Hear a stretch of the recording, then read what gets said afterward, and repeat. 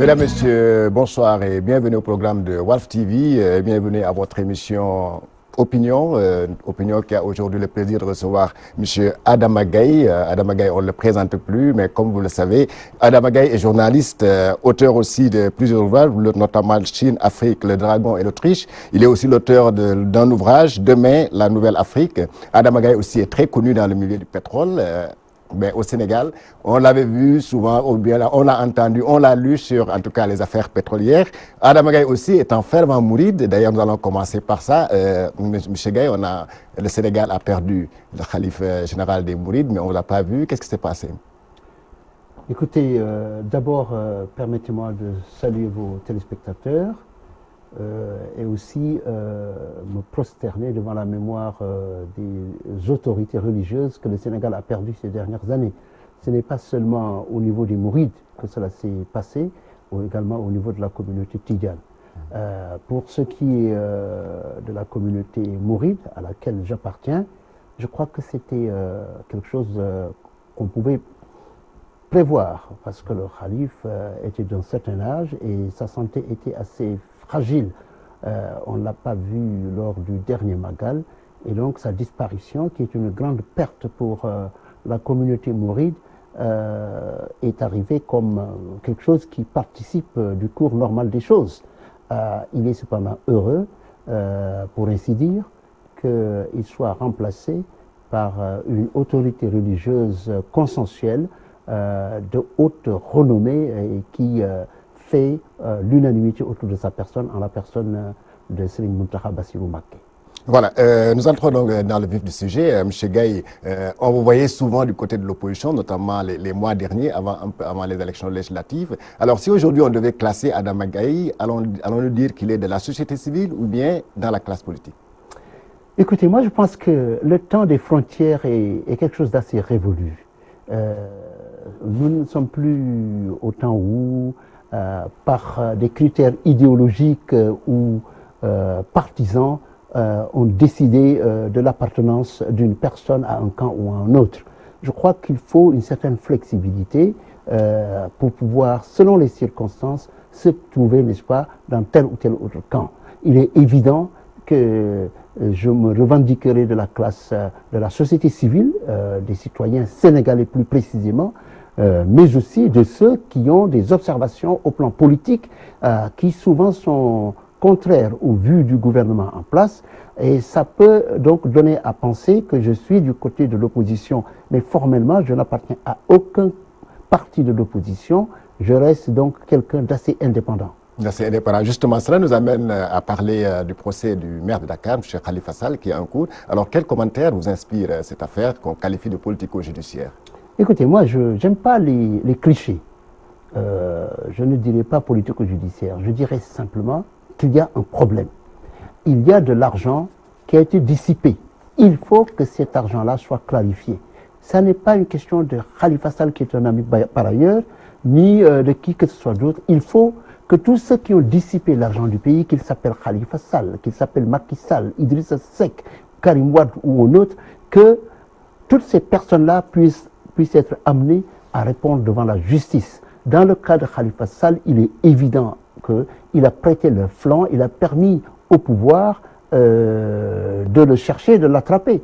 Parce que, quand même, superviser des factures louches, douteuses pour prendre de l'argent et expliquer cela comme l'utilisation des caisses d'avance, pour ma part, ça ne me convainc pas. Et je crois qu'il faudrait qu'il soit encore plus convaincant dans ses explications et que ses avocats admettent que leur client a péché. Bien évidemment, le pouvoir de bonne guerre essaie de saisir cela pour éliminer un adversaire, et ça, c'est la politique. Il faut quand même l'accepter. Justement, peut-être c'est ce qu'ont compris ces avocats d'ailleurs qui ont accepté le principe du cautionnement pour, en tout cas, obtenir la liberté provisoire.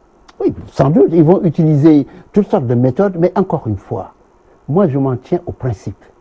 Il faut que Khalifa Sall, Macky Sall, Idrissa Seck et tous ceux qui ont pris l'argent de ce pays, qu'ils puissent être amenés devant la justice. Vous citez Idrissa Seck, mais Idrissa Seck, elle a été blanchie par la justice. Vous savez, moi je pense que j'ai rencontré Abdoulaye Wade en août 2003, je crois. C'était le 17 août. Je crois que je me souviens encore de cette rencontre. Nous étions assis l'un et l'autre en train de causer, et son fils Karim est en train de nous trouver dans le bureau en disant « Ah, il vient d'y avoir un attentat à Bagdad.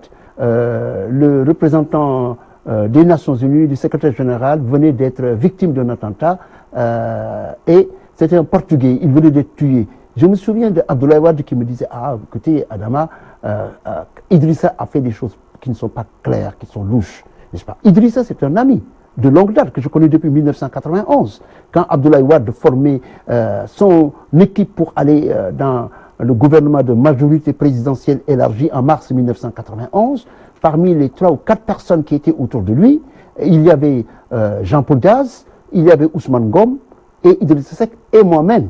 Je parle sous leur contrôle, ils sont là. Et j'avais moi-même signé le texte pour l'entrée de Wade au gouvernement sous le titre « Rupture », n'est-ce pas? Donc Idrissa, je dirais, c'est un ami. Qu'il ait été blanchi, tant mieux pour lui. Mais moi, je donne ma langue au chat parce que je pense que les politiciens, ces dernières années, au Sénégal, ont cru agir comme bon leur semblait par rapport aux deniers publics, n'est-ce pas? En estimant que les fonds politiques, c'est de l'argent qu'on pouvait même brûler ou bien jeter par la fenêtre, distribuer à n'importe quel ami.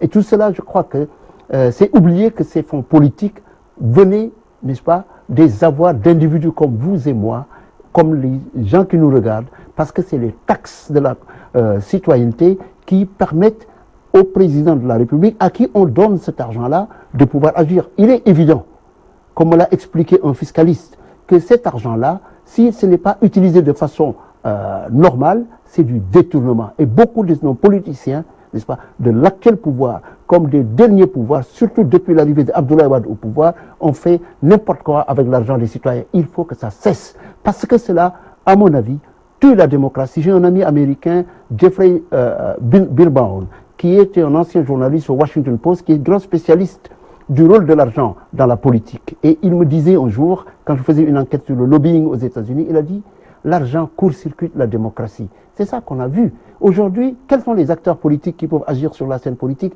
qui peuvent aller parler avec les autorités, qui peuvent aller rencontrer les citoyens? C'est ceux qui ont pillé les caisses de l'État, qui ont pillé par des contrats odieux, n'est-ce pas, les biens de la nation. Et donc, sur ce plan-là, moi, je ne donnerai pas quitus à qui que ce soit parmi eux.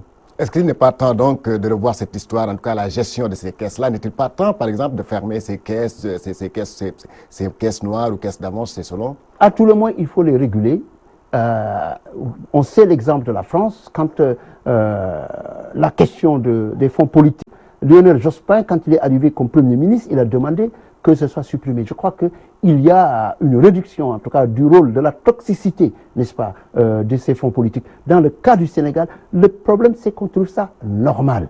Et qu'il y a tellement de gens, et en particulier dans la presse, qui considèrent que c'est normal qu'un homme politique, un maire d'une localité, puisse user et abuser, n'est-ce pas, à la fois des fonds politiques, mais aussi même du foncier et des autres ressources, n'est-ce pas, intangibles ou tangibles de la nation. Il faut en effet que sur cette question, que le Parlement légifère, mais je ne me contente pas du Parlement. Je crois qu'il faut que le peuple sénégalais, que je vois jouer un rôle de premier plan, se mette en avant pour exiger que désormais, n'est-ce pas, l'argent de la nation serve les causes de la nation, plutôt que de servir des causes individuelles. Le débat aujourd'hui au sein de la classe politique tourne autour de la manière ou bien de la méthode par laquelle on doit procéder pour limiter les candidatures à la prochaine présidentielle. On a pensé notamment à un système de parrainage pour exiger, au-delà même des candidats indépendants, de tout candidat même investi par un parti politique, d'aller collecter des signatures dans les régions du Sénégal. Mais cela a été trouvé aberrant par une certaine classe politique qui d'ailleurs a décidé même de boycotter ces concertations-là. Alors pour vous, quel est le système ou le schéma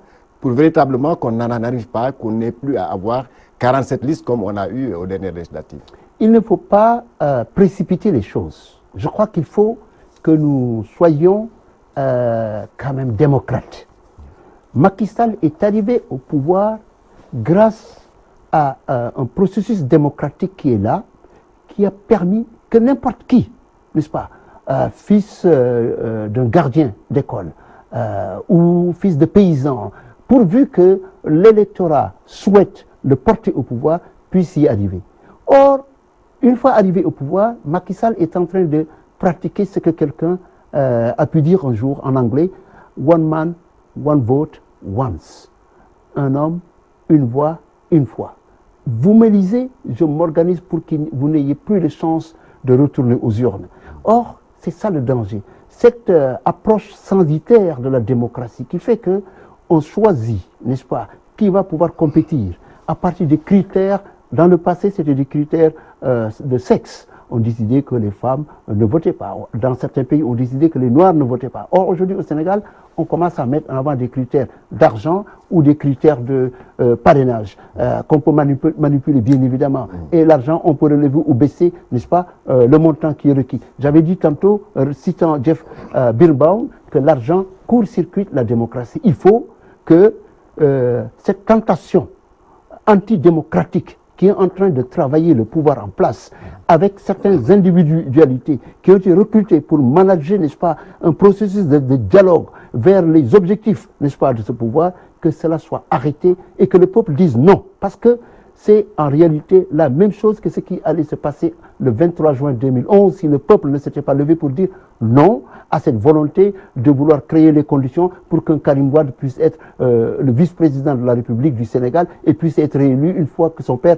décide de se désister à son profit. Cette fois-ci encore, c'est à ce jeu dangereux, toxique, je dirais, que Macky Sall s'adonne. Il faut l'arrêter, il faut qu'il y ait des gens courageux, il faut que le peuple et que les autorités de ce pays puissent s'élever et dire, n'est-ce pas, le langage de vérité, de justice et de justesse, n'est-ce pas, que lui-même doit comprendre. Sinon, il risque de créer des lendemains très dangereux dans ce pays, parce qu'on ne peut pas imposer sa volonté à un peuple, surtout quand on a dirigé un pays et qu'on l'a conduit à un niveau de paupérisation évidente, avec des grèves dans tous les secteurs, avec les ordures partout, avec la spoliation des biens du pays, notamment le pétrole, notamment des contrats à n'en plus finir, avec des rétrocommissions, toutes sortes de choses qui font qu'aujourd'hui, il faut que le peuple sénégalais, qui en 2012 avait voté pour Macky Sall, puisse retourner aux urnes et décider. Et je crois que ça c'est fondamental. Moi, pour ma part, vous vous souvenez, j'avais bel et bien dit qu'entre la peste et le choléra, Macky et Abdoulaye Wade, je refusais de voter. Cette fois-ci, je pense qu'il est fondamental qu'on crée les conditions d'une élection transparente, où il n'y aura pas, disons, de dissension autour du résultat, qu'à partir de cette base-là, n'est-ce pas, qu'on puisse dire la personne qui est élue, quelle que soit cette personne-là, avec le consentement assez large du peuple sénégalais, puisse obtenir le soutien de tous, y compris de nous, même si nous sommes contre, n'est-ce pas, cette personne-là, que nous puissions dire, attention, la voix publique a parlé, soutenons cette fois-ci cette voix. Moi, j'avais pris position contre ce qui s'est passé en 2012 parce que je pensais que c'était un processus accéléré. Je savais qu'on en arriverait à cette situation délicate.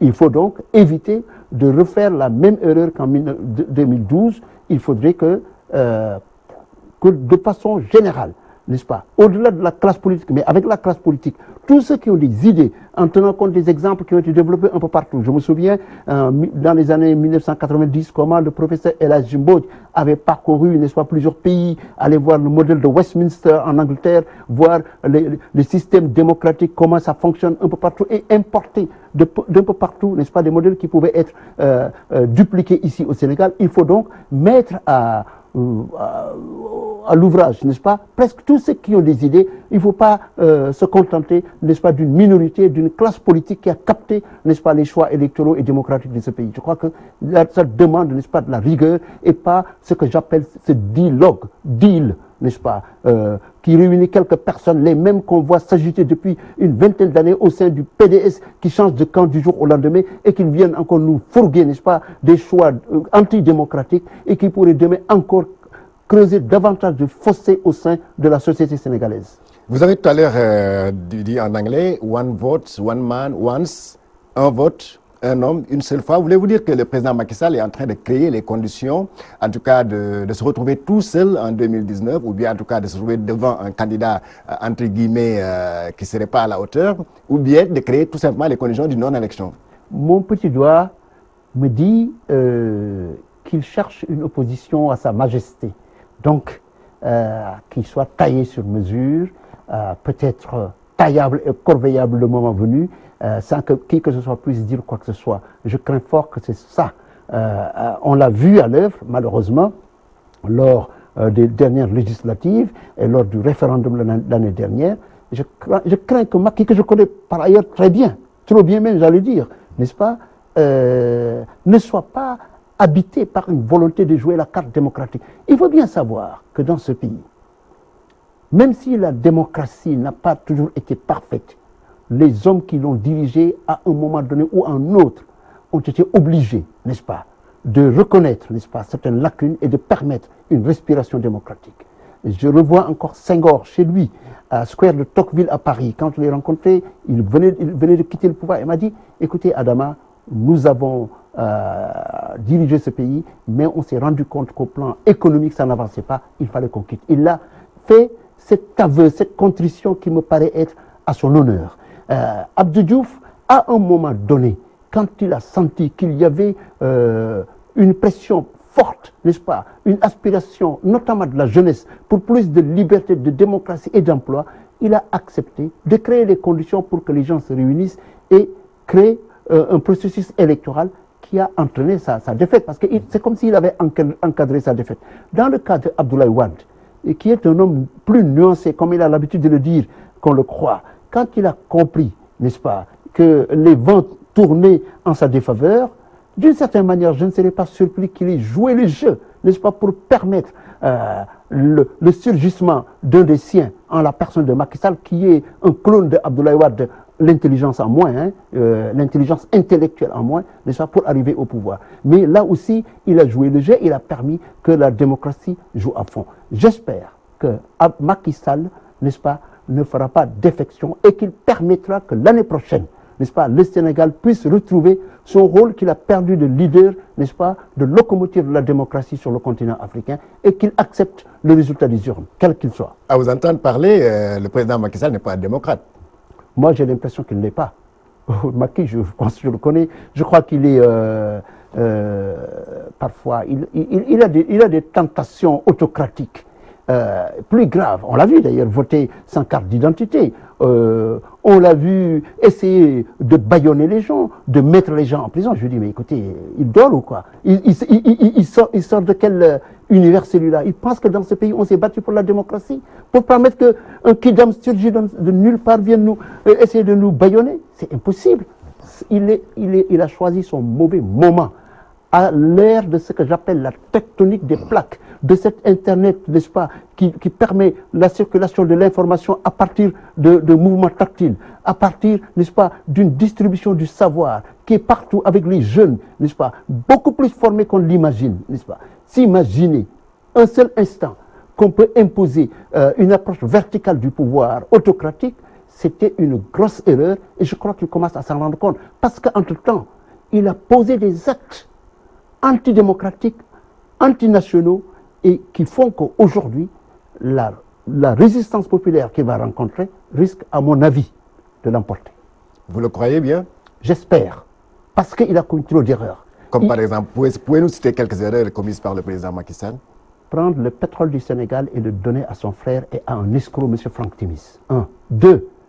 Prendre son frère et le mettre à la tête du navire amiral de l'économie sénégalaise, la CDC, la Caisse de dépôt et consignation. Passer son temps à s'imaginer qu'il lui faut s'entourer d'une camarilla d'amis de différents partis politiques et leur donner de l'argent à droite et à gauche, n'est-ce pas? Multiplier les contrats à l'avantage de firmes étrangères, les firmes françaises, les Bolloré, entre parenthèses, j'ai un procès avec lui, et autres sociétés comme ça, donner des contrats à des Turcs, à toutes sortes de sociétés, à n'en plus finir à droite et à gauche. Je crois qu'il n'a pas réalisé qu'au XXIe siècle, au siècle dans lequel nous vivons aujourd'hui, le consensus est nécessaire. Il y a des échanges qui doivent se faire. Or, lui, il a pensé qu'être président, c'est pouvoir dire, écoutez, je donne ce marché à telle personne, je donne telle autre chose à mon frère, je nomme mon beau-frère à telle fonction, je nomme ma belle-sœur à telle autre fonction, je nomme ambassadeur tel. Non, je crois qu'il s'est trompé à la fois de nation et de pays. Je crois qu'il faut qu'il arrive à admettre ces grosses erreurs, ces bourdes, n'est-ce pas, s'il a envie que le peuple sénégalais, qui est grosso modo tolérant, puisse commencer à avoir un autre regard sur sa personne. Il est évident, naturellement, que vous entendrez des gens dans la rue dire « oui, il travaille ». Vous savez, la publicité derrière-garde qu'on voit sur les images de Diamniadio et autres, des terres, du foncier distribué à des, entre guillemets, développeurs, je les appelle des enveloppeurs, à droite et à gauche. Non, je crois qu'il y a trop d'erreurs. Il faut qu'il admette cela. Sinon, il faudrait que le peuple sénégalais exige que l'année prochaine, les élections soient démocratiques. Si sur cette base-là, maintenant, les gens l'ont choisi, ben, moi, je suis un démocrate et un républicain, j'accepterai cette fois-ci ce que le peuple sénégalais choisira. À vous entendre parler, le président Macky Sall n'a pas de bilan. Mais moi, pour moi, il n'y a pas de bilan. C'est une catastrophe. Et je ne suis pas nihiliste. Je ne parle pas de façon négative.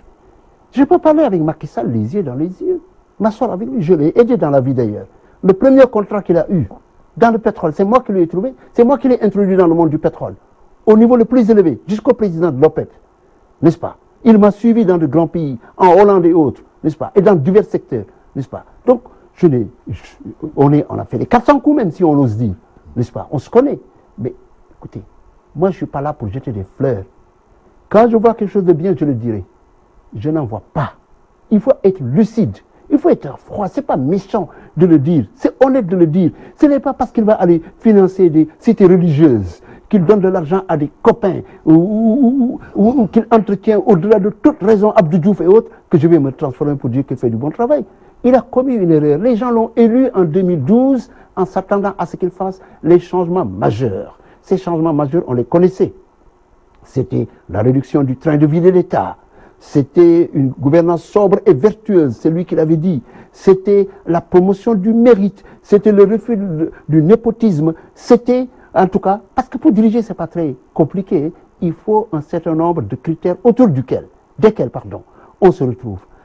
Voilà, l'éducation, la santé, qu'on fasse la promotion des valeurs intangibles, la religion qui tient beaucoup aux Sénégalais. Moi, je suis de la famille Mbacké par ma mère et je vous dis une chose, je vois de plus en plus à quel point le Sénégalais est attaché à ça. Je le vois que ce soit à Touba, à Tivaouane, que ce soit dans l'église catholique, un peu partout. Les Sénégalais sont très pieux. Il faudrait donc que, d'une certaine manière, quiconque gouverne ce pays utilise, n'est-ce pas, ses acquis, ce capital social, de façon non pas à se faire réélire, mais de façon à ce que cela puisse, n'est-ce pas, être un levier, un levain d'une certaine manière pour le développement de ce pays. Or, Macky Sall, en cela étant un élève d'Abdoulaye Wade, a passé son temps à faire de la politique politicienne. Et je crois qu'il est conscient, n'est-ce pas, de ce qu'aujourd'hui, à l'heure du bilan, il n'a pas grand-chose à mettre sur la table. Vous avez parlé tout à l'heure de M. Abdou Diouf, l'ancien président de la République du Sénégal. Alors, comment expliquez-vous donc son soutien vraiment au président Macky Sall? Abdou Diouf est un opportuniste qui veut profiter de la faiblesse de Macky Sall et qui a commencé, n'est-ce pas, à utiliser cette faiblesse. Comme Macky Sall, quelque part, me semble être le genre de personne qui aime qu'on flatte son ego, n'est-ce pas? Écoute, il trouve en Abdou Diouf, excusez-moi, le griot inattendu. C'est regrettable. Parce que son rôle, c'était Abdou Diouf de prendre du champ. Abdoulaye Wade a fait beaucoup d'erreurs et c'est pour ça que les Sénégalais l'ont rejeté. Mais voyez-vous, Abdoulaye Wade est quand même beaucoup plus retenu. Je dirais une chose. Je vois par exemple en Afrique, vous prenez l'exemple du Nigeria récemment, qu'on l'aime ou qu'on ne l'aime pas, qu'il ait détenu de l'argent ou pas, qu'il ait cherché un troisième mandat ou pas.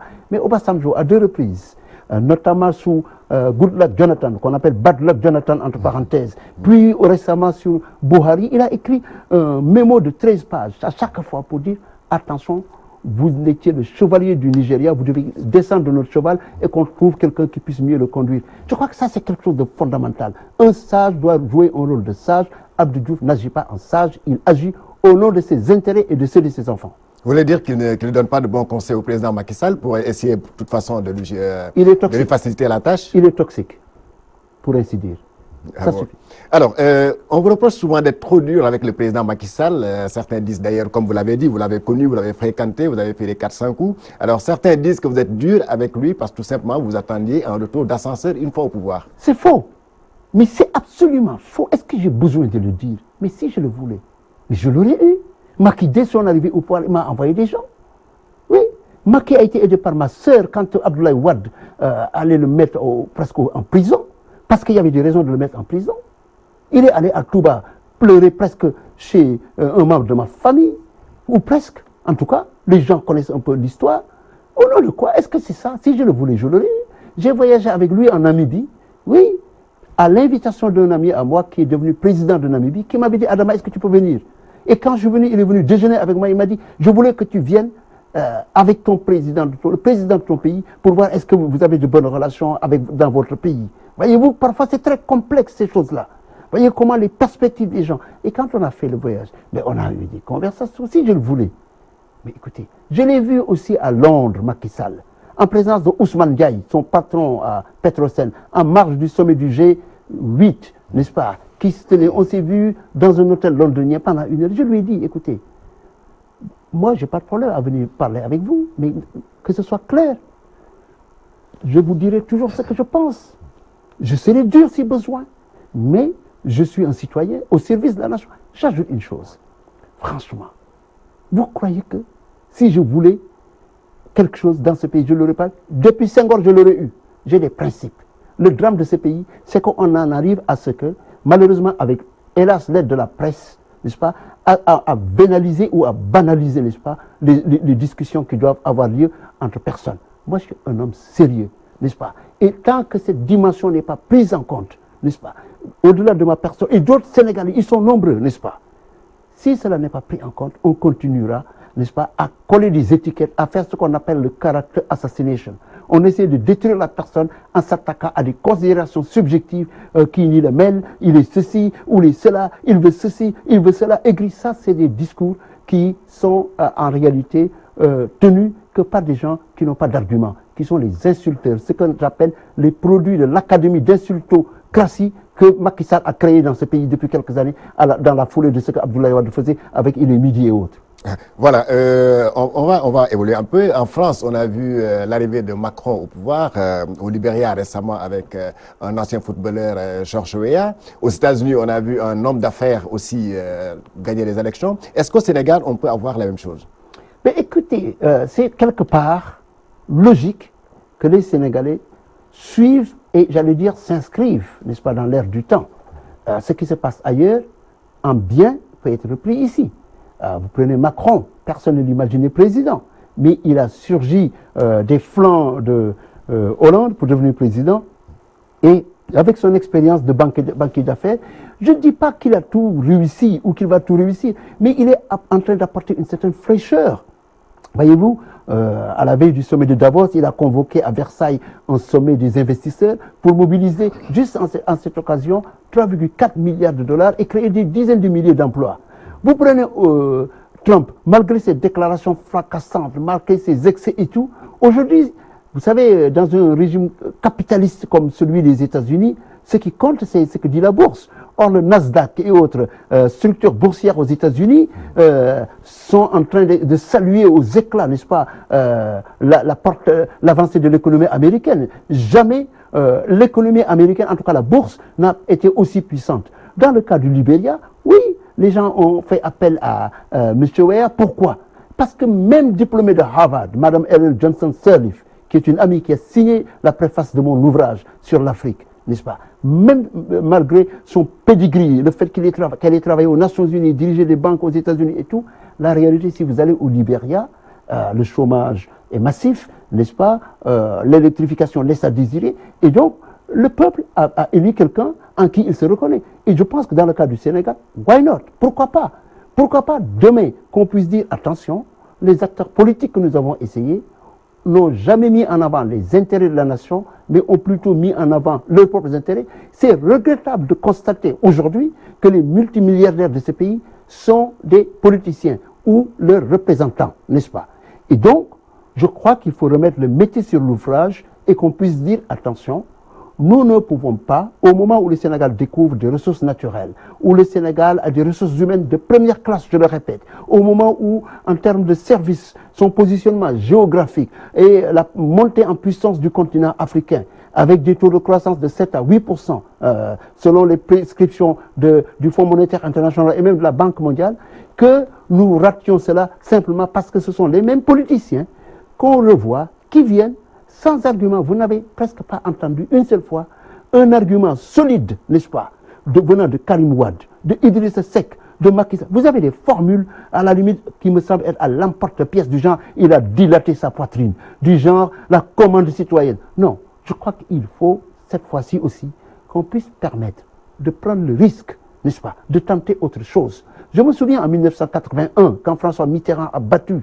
Valéry Giscard d'Estaing, le 10 mai 1981, l'éditorial qu'avait signé le Nouvel Observateur de Jean Daniel, c'était de dire le vote de la France du 10 mai 1981, c'était pour dire les Français revendiquent tous les droits, y compris le droit à l'erreur. Et donc, cette fois-ci aussi, je crois qu'il serait bon qu'on permette, n'est-ce pas, aux Sénégalais de tenter autre chose et qu'on ne puisse surtout pas imposer des critères qui vont empêcher le dialogue entre ceux qui veulent prétendre à diriger ce pays et le peuple sénégalais. Ce dialogue doit se faire sans que ce soit médiatisé par l'argent, que ce dialogue puisse se faire sans que ce soit imposé par le parrainage de tel ou tel individu qu'on ne connaît pas et qui a peut-être des intérêts cachés. Je crois, oui, il faut que le Sénégal puisse cette fois-ci s'arrêter.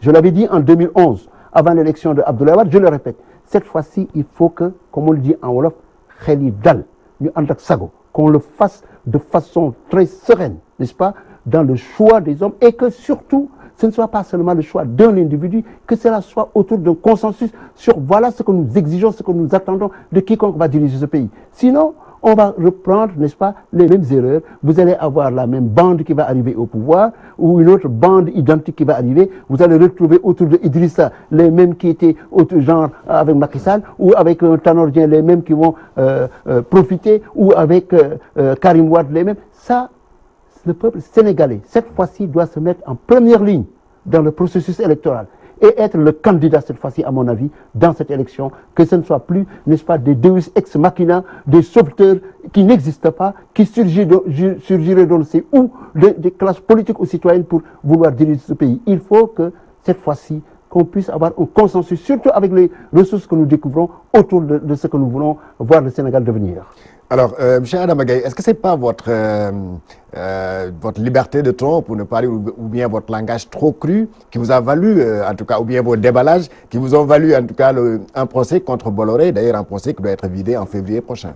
Ben écoutez, non, je crois qu'il y a une chose. Vous avez un procès en diffamation? Oui, j'ai un procès et je suis content. Je suis allé à Paris, j'ai affiché mon drapeau à la 17e chambre du tribunal de grande instance de Paris et j'ai des avocats qui ont accepté, n'est-ce pas, les Sénégalais, j'ai préféré, deux de Paris et un du Sénégal, de m'accompagner dans ce combat. Que vous reproche Bolloré? Bolloré estime que pour l'avoir traité, n'est-ce pas, de prédateur et autres adjectifs de cette tonalité, je l'ai diffamé et que donc, voilà, il revendique que je lui paye 50 000 € de dommages et intérêts.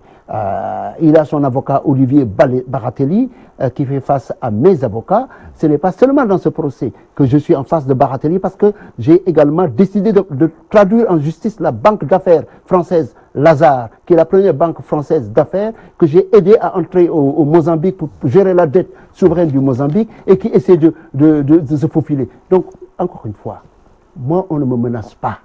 Personne ne peut me faire peur et M. Bolloré s'en est rendu compte. Je suis allé au tribunal, donc on a commencé à faire le processus. Le 20 septembre, ça a été la première audience. Il y a eu une deuxième audience, c'est-à-dire ce que les juristes et les avocats connaissent, les écritures. Mes avocats ont déposé leurs écritures. Le président de la Chambre va vider en principe ce processus le 12 février. Il se peut qu'il y ait un appel. Mais j'attends avec sérénité l'issue de ce vote. Parce que ce que M. Bolloré cherche à faire, c'est bâillonner les libertés, bâillonner les refus, n'est-ce pas, de ceux qui n'acceptent pas qu'un individu surgit d'on ne sait où, de sa Bretagne, puisse venir prendre nos ports, nos chemins de fer. Déjà au Bénin, la Cour constitutionnelle l'a débouté. Et il y a 3 ou 4 jours, la presse française, la plupart des grands journaux du monde à Libération, de grands éditorialistes ont signé pour dire non à la volonté de M. Bolloré de bâillonner les libertés. Hélas, dans notre pays,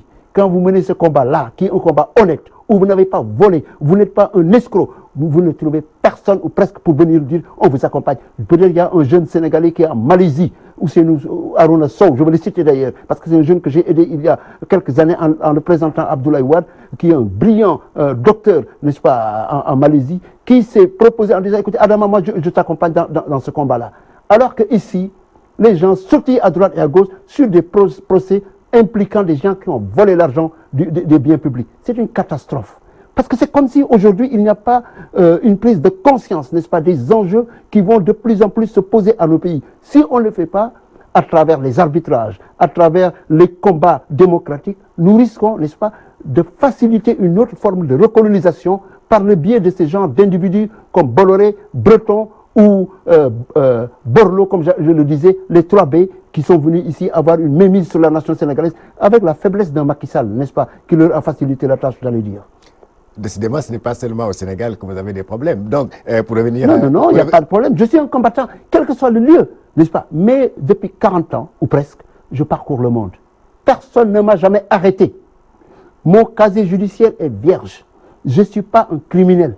Vous savez, j'avais dit que tous ceux qui sont dans les affaires de criminalité, qui ont détourné le pétrole sénégalais ou qui ont pris de l'argent de corruption, ils vont aux États-Unis à travers le FCPA ou à Londres à travers le Serious Fraud Office, on les arrête. Et c'est ça qui s'est passé récemment. Je ne suis pas quelqu'un, n'est-ce pas, qu'on peut accuser, n'est-ce pas, d'agir, n'est-ce pas, de façon incorrecte. J'agis parce qu'il faut le faire. Cela nous amène à parler d'ailleurs de notre compatriote, l'ancien ministre des Affaires étrangères, M. Cheikh Tidiane Gadio, qui a maille à partir avec la justice américaine. Il est accusé, il a fait des soupçons de fraude, de corruption. Alors qu'en pensez-vous? Ben écoutez, j'avais dit, je le répète, ça fait 2 ans sur l'émission d'une chaîne très suivie, pas celle-ci, que à travers le FCPA, Foreign Corrupt Practice Act, aux États-Unis, sous l'égide du ministère américain de la Justice, si vous êtes mêlé à une corruption d'État, vous allez aux États-Unis, vous êtes convoqué devant la justice. Et j'espère qu'il va s'en sortir.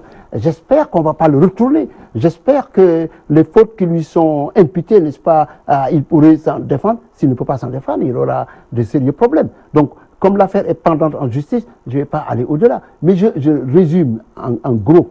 Il y a, en règle générale, dans le domaine du business, de plus en plus de refus, n'est-ce pas, de ces pratiques qui courent dans nos pays, n'est-ce pas, où des gens arrivent au pouvoir par la voie démocratique, ramassent les biens de leur nation et vont acheter des châteaux, des villas, des comptes bancaires fournis à l'étranger. C'est ce qui est arrivé à l'ancien ministre guinéen des Mines, Mahmoud Cham, brillant sujet, ancien vice-président de UBS, la grande banque suisse, qui a pris une commission et qui se retrouve aujourd'hui à New York en prison pour 7 ou 8 ans de prison sur les affaires de mines dans lesquelles il était impliqué. Donc je crois que oui, il faut que les gens réalisent que si la justice n'est pas servie dans nos pays, elle le sera, n'est-ce pas, ailleurs, au-delà de nos frontières. M. Cheikh Tidiane Gadio a-t-il des chances de s'en sortir, vous pensez? Écoutez, je donne ma langue au chat, j'espère, pour lui. Peut-être que la position du Tchad qui a démenti les accusations de la justice américaine peut lui servir aussi. Vous savez, le Tchad, hein, je préfère en rire. Vous savez, évident qu'ils sont impliqués dans cette corruption-là. Voilà. C'est à la limite le soutien de la corde au pendu. C'est une catastrophe. Non, non, non. Il ne faut pas s'attendre à ça. Il faut qu'il aille au tribunal avec des arguments solides. Il se peut maintenant que les Américains, étant une grande nation, ayant des intérêts stratégiques, puissent décider autrement. Mais il ne faut pas qu'on vienne nous présenter ça comme une rivalité entre la Chine et les États-Unis. C'est faux. C'est une affaire de criminalité. Il faut qu'elle soit traitée comme une affaire de criminalité qu'il en sorte. Je répète, les Franck Timis, Aliou Sall, Macky Sall et autres qui ont touché dans l'histoire du pétrole au Sénégal, dans des conditions anormales, ils vont aux États-Unis, ils risquent d'avoir des problèmes. Ah bon? Pourtant, vous aviez acheté, c'est pas vous qui aviez acheté la plainte contre Franck Timis? Mais j'ai déposé au tribunal américain, j'ai déposé la lettre au ministère américain de la Justice et j'ai reçu une réponse du ministère américain de la Justice. Oui, mais non, c'est M. Franck Timis qui disait qu'il voulait porter plainte. Il n'est pas allé plus au-delà. Hein. Jamais il n'osera, ni lui ni Macky Sall. En tout cas, la dernière fois, le Premier ministre vous avait menacé, et même certaines autorités au Sénégal, vous dire que désormais, vous ne devez plus parler de ce que vous ne maîtrisez pas. Qui ça, moi? Oui. Me menacer? C'est moi qui ai entraîné Macky Sall dans le pétrole. Qu'est-ce qu'elle menaçait? Moi, je suis quelqu'un qu'on menace? Ah non, c'est des farceurs. C'est quoi ça? Menacer? Jamais de la vie. Ça, c'est pour amuser la galerie. Je maintiens tous mes propos. Personne n'a jamais osé démentir. C'est quoi vos propos? Je répète que le fait qu'on ait donné le pétrole à Aliou Sall, c'est un scandale. C'est le plus grave scandale qu'on puisse imaginer pour un pays. En quoi? En quoi cela est-il un scandale? Vous savez, d'abord, il y a ce qu'on appelle la prime à la signature. Où est-ce que c'est passé? Combien les gens qui sont venus faire le forage ont payé? Ensuite, il y a ce qu'on appelle le farming et le farm-out. Des entreprises qui viennent acheter des actions, comme Cosmos, comme BP. Cet argent-là, c'est allé où? C'est des milliards. Je sais de quoi je parle. J'ai étudié le pétrole. Je suis diplômé de pétrole. J'ai un master à l'Université de Genève en pétrole. Depuis des années, je parcours les conférences de pétrole. Je suis membre de l'association des négociateurs internationaux de pétrole qui est à Houston.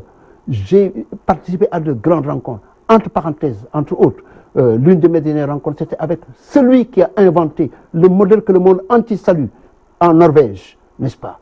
Et qui pourrait aider le Sénégal, n'est-ce pas? Et tant d'autres personnes que je connais. Mais de là à vouloir menacer, non, on ne menace pas.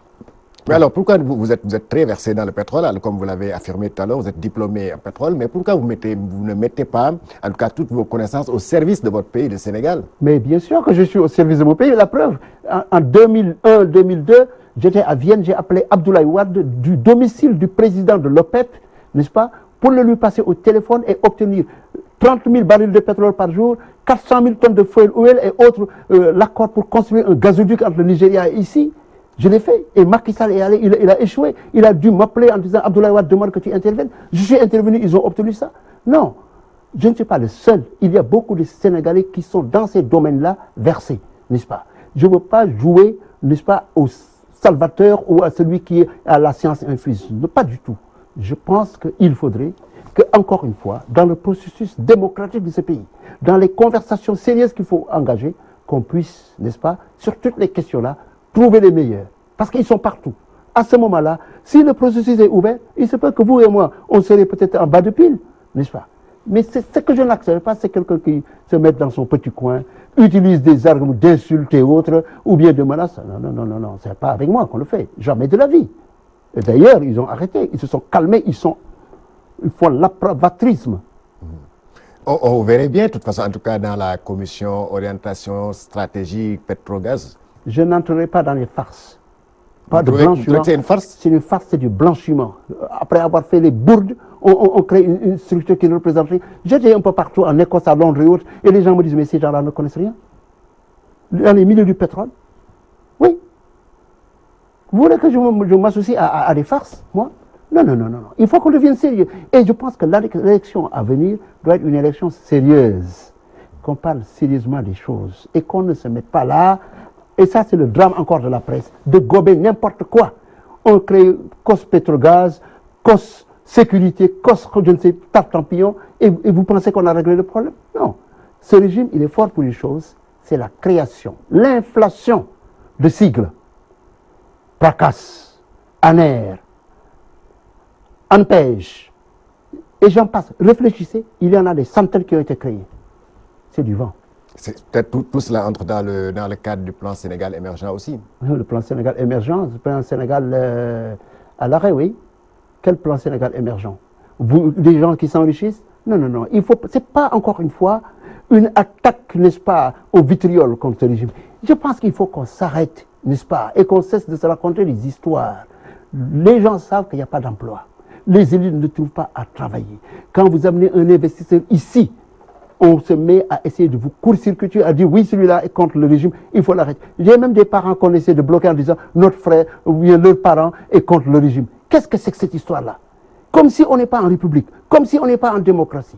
Voyez-vous, il faut que ça cesse. La démocratie, si on l'a conçue en Afrique, c'était pour que ce soit, n'est-ce pas, un élément additionnel pour permettre le développement de nos pays.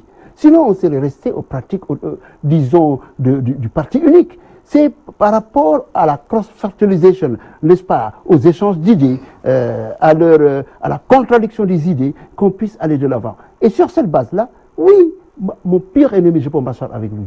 Pourquoi pas? Parce qu'après tout, nous sommes des Sénégalais. C'est Dieu qui a voulu que nous soyons Sénégalais. C'est Dieu que nous soyons de cette terre, que nous ayons ces lacunes-là, que nous voyons ces problèmes-là, qu'on en parle.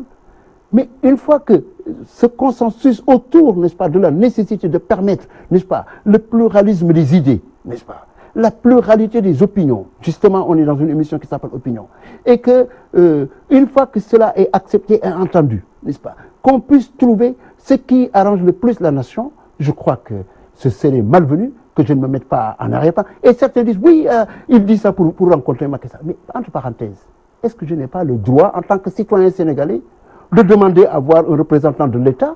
Si j'ai des investisseurs, je suis un taxpayeur, je paye mes contributions, comme n'importe quel autre Sénégalais qui paye sa contribution, même qui n'a pas les moyens de payer sa contribution, il a le droit. Il faut que ça change, parce que cette élection qui va venir doit être un moment de vérité. Ce ne sera pas, en tout cas moi, je ne serai pas là, les bras croisés, pour laisser que n'importe quel individu surgit d'on ne sait où, vienne, n'est-ce pas, faire raconter des histoires et puis nous tourner en bourrique demain, n'est-ce pas, pour enrichir famille et coterie. Non, non, non, non, je crois que ça, il faut que ça cesse, parce qu'aujourd'hui, à l'ère dans laquelle nous vivons, cela n'est plus possible, n'est-ce pas? Et plus, n'est-ce pas, on est rigoureux et dur, n'est-ce pas, plus, n'est-ce pas, on peut mieux parler en amis et trouver des consensus. Je n'ai pas, parce que la plupart des gens dont vous parlez là, c'est des gens que je connais depuis longtemps. Vous parlez du Premier ministre, je l'ai connu depuis les années 1980 à Paris. Et j'allais dire que c'est un ami, on rigole quand on se voit, n'est-ce pas? On était ensemble, on jouait à la belote dans la même, dans la même maison d'un de nos amis de Kaolack, Moustapha Diop, n'est-ce pas? Tous ils venaient, Momar Nguer, Amadou Kane, mon ami Mbaye Diop et autres, tous on se retrouvait là-bas, n'est-ce pas? Vous croyez que ce que nous avons pu faire hier, on ne peut pas le faire aujourd'hui?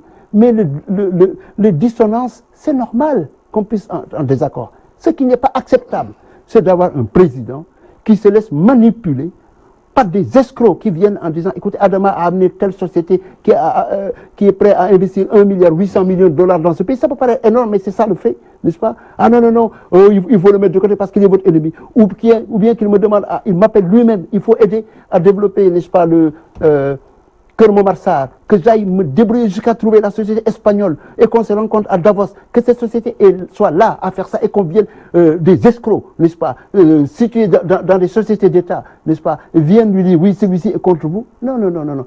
Il faut qu'on revienne à des fondamentaux aujourd'hui parce que je crois que la dignité doit reprendre le dessus, n'est-ce pas, les valeurs supérieures, n'est-ce pas, les valeurs éternelles, comme disent certains juristes, n'est-ce pas, c'est cela qui doit gouverner, n'est-ce pas, la marche de notre pays, si nous voulons être à l'avant-garde, n'est-ce pas, du leadership du continent africain. Vous insistez beaucoup sur la nécessité d'une élection transparente, démocratique et sérieuse en 2019. Adama Gaye est-il candidat? Écoutez, vous savez, je ne me refuse à rien, parce que je ne peux pas avoir prêché ce que je viens de dire ici, et estimer que ce soit vous, moi et un autre, qu'on ne puisse pas revendiquer tous nos droits, n'est-ce pas, y compris d'être ou de ne pas être dans le lot, n'est-ce pas.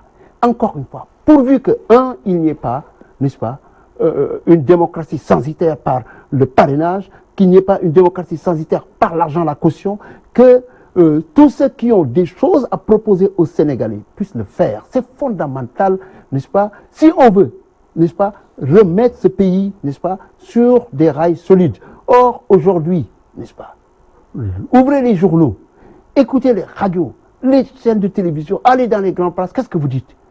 Les gens ont des problèmes pour manger, ils n'ont pas d'emploi. Un pays qui n'a pas une seule machine de radiothérapie, n'est-ce pas? Vous croyez qu'on peut parler d'émergence? Un pays où quelques individus se mobilisent autour d'un président et demandent qu'on leur donne telle ou telle chose. C'est pas bon. Or, nous vivons une période où tout le monde dit que c'est vers l'Afrique que les gens veulent se tourner pour trouver les nouvelles poches de croissance. C'est là où les retours sur investissement sont les plus élevés. C'est là où les gens sont prêts à délocaliser les usines parce que le salaire des ouvriers revient moins cher que peut-être dans d'autres pays. Ainsi de suite. Et au moment où ce potentiel remarquable, avec les ressources du sous-sol, se découvre un peu partout en Afrique, que les taux de croissance sur le continent sont annoncés comme les plus importants, que nous rations ce tournant-là. Parce que c'est ça dont il s'agit. Malheureusement, quand vous avez un dirigeant qui n'est pas en mesure, n'est-ce pas, d'engager des discussions au niveau qui, n'est-ce pas, qui doit être, n'est-ce pas, celui qu'attendent ses interlocuteurs, aussi du G8, du G20, au niveau de l'Union africaine, etc., vous savez, ça n'avance pas. Justement, au moment où nous parlons, se tient donc à Addis Abeba le 28e sommet de l'Union africaine. Le 30e sommet. Le 30e sommet de l'Union africaine. Alors, aujourd'hui, n'est-il pas temps quand même de revoir le fonctionnement de cette organisation-là? La première chose, c'est que malheureusement, c'est une organisation qui se tire une balle sur le pied en décidant d'intituler comme thème de ce sommet la lutte contre la corruption. Malheureusement, il fallait commencer par autre chose que ça. Il fallait commencer par quoi? Ben d'abord, que dans les États, parce qu'une intégration, un ensemble n'est fort en fonction de la somme de ses parties, n'est-ce pas? Que dans les États, qu'il y ait, n'est-ce pas, des gestions plus solides, plus démocratiques, plus savantes, n'est-ce pas, des pays africains. Deuxièmement, il faut renforcer les institutions régionales africaines, la CEDEAO et autres. C'est là où il faudra mener des luttes contre le terrorisme, contenir les problèmes d'insécurité qu'on rencontre dans nos pays. Et enfin, il faut que l'Union africaine devienne un peu plus crédible en finançant elle-même ses projets. Elle a décidé, sous l'égide de Paul Kagame, qui va devenir, je pense, le nouveau président en exercice après Alpha Condé, à l'issue de ce sommet, qui a décidé, sous l'égide de Paul Kagame, de financer les activités de l'Union africaine en prélevant 0,2% des recettes d'importation sur un certain nombre de produits éligibles, n'est-ce pas? Ça, c'est une bonne chose qui commence à être engagée au niveau de l'Union africaine. Mais il faut que l'Union africaine soit en phase avec les pulsations de ces peuples. Or, qu'est-ce qu'on voit? Que c'est une organisation qui, jusqu'au moment où nous parlons, reste ce que Julius Nyerere avait dit de son ancêtre l'OUA, un syndicat de chefs d'État.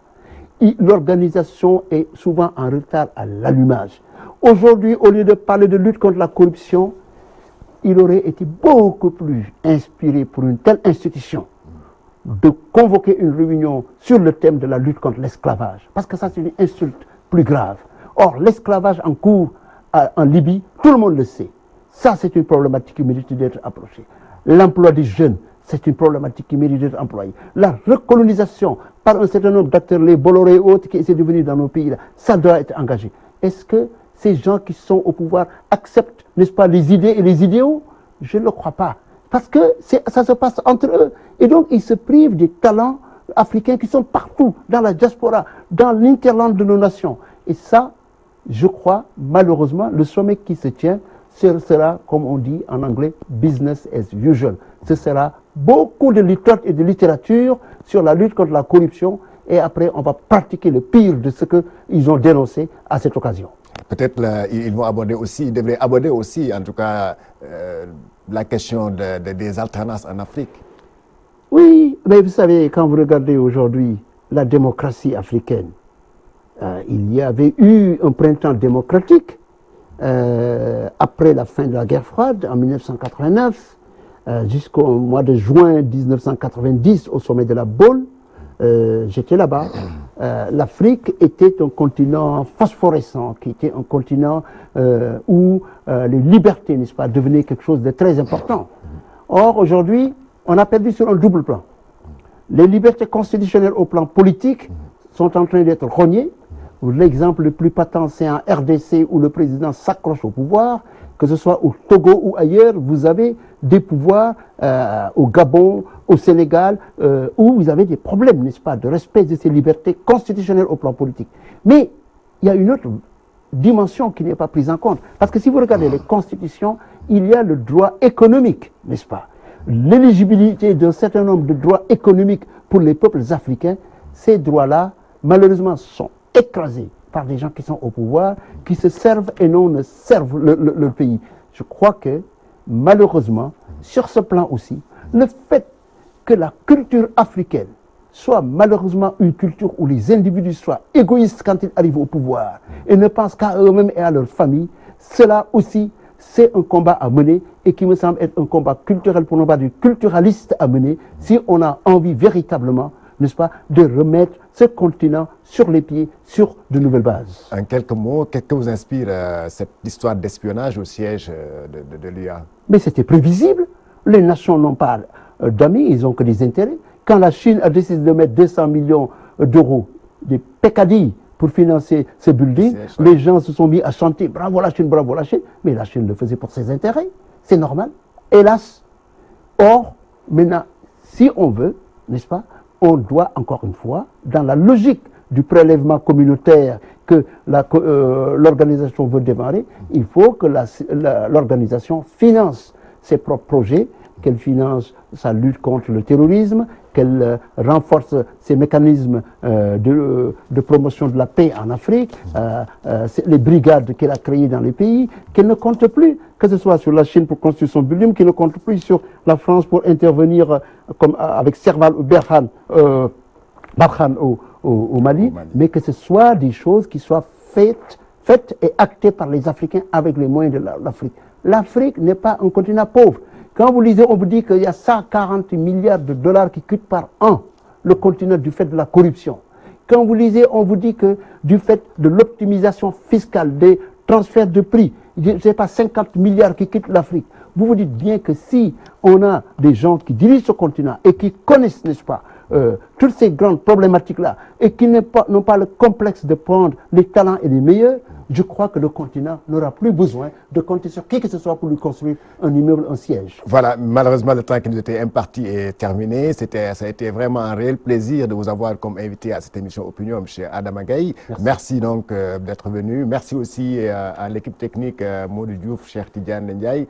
Merci à vous, chers téléspectateurs. Excellent week-end avec les programmes de Walf TV.